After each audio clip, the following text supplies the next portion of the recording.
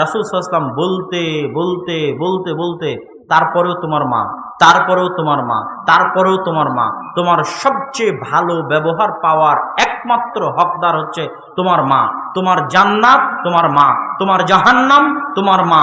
জান্নাতে যেতে চাও মায়ের সেবা করো, মায়ের সাথে দুর্ব্যবহার করবা জাহান্নামে চলে যাবা। বলতে বলতে আল্লাহ সুবহানাহু ওয়া তাআলা বাপ আর মাকে তারপরে স্থান দিয়েছেন।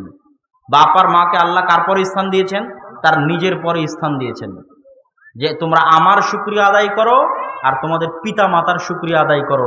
আমি হচ্ছি তোমাদের বড় এবং প্রকৃত প্রতিপালক, আর দুনিয়াতে তোমাদের ছোট প্রতিপালক, আমার প্রতিনিধি তোমাদের বাপ মা।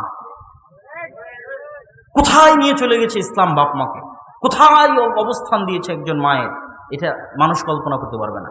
রাসূল সাল্লাল্লাহু আলাইহি ওয়াসাল্লাম বলতে বলতে বলছেন যে রিজাল ওয়ালিদি রিজার রব, সাখাতুল ওয়ালিদি সাখাতুর রব।